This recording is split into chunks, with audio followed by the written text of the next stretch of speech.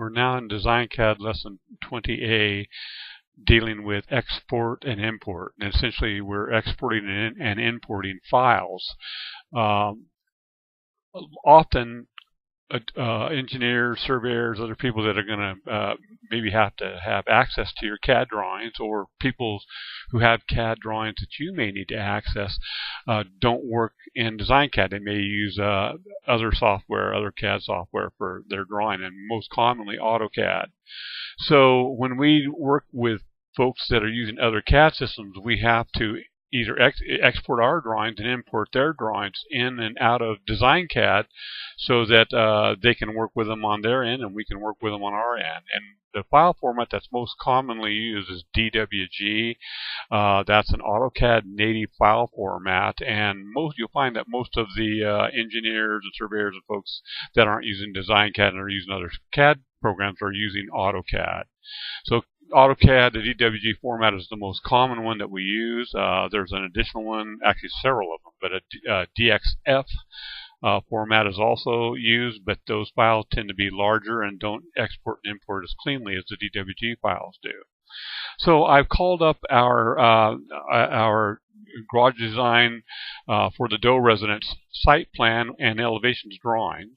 And this, what we're going to do is we're going to send this off to an engineer, and for whatever reasons, and the engineer is going to need our CAD our CAD drawings so that they won't have to draw everything over from scratch. They can just use our drawings to make whatever modifications they need to make for their engineering purposes.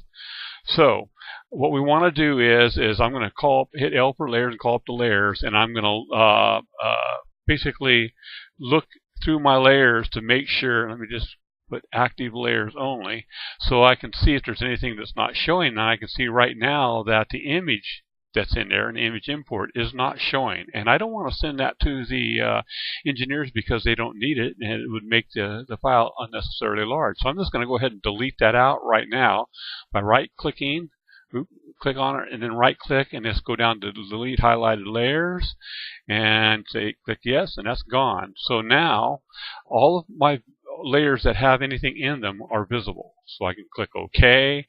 So this drawing now is ready to be exported, so I can send it to our engineers. So it's really pretty straightforward. What we do is we just go to File, click on File, drop down menu comes down, and then we're gonna click on Export right here.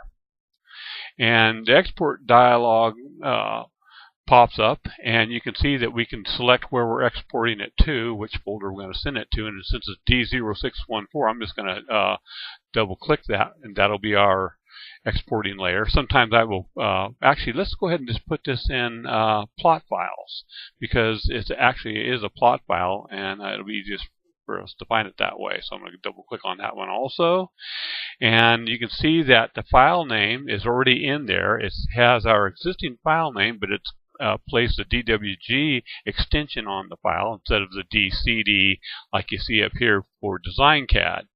Also, as the file type is saying, that it's going to be an AutoCAD DWG file when it's exported. Now you can click on that arrow and see that there's a bunch of other file types that you can export to, but like I said before, AutoCAD DWG is the most common, and probably the second most common would be the DXF. So if you're exporting to someone and for some reason the AutoCAD DWG doesn't work for them, you can try exporting in DXF instead.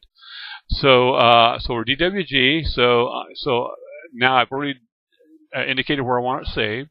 So I'm just going to click on Save now. Ready? There we go. And you see the blue progress bars go through there very quickly. It doesn't take very long for it to export that file. So now I'm going to go to our folder and click on the Projects folder, and I'm going to click on Plot Files, and here you can see our DWG drawing right there. And so, and you can see also that it's a relatively small file.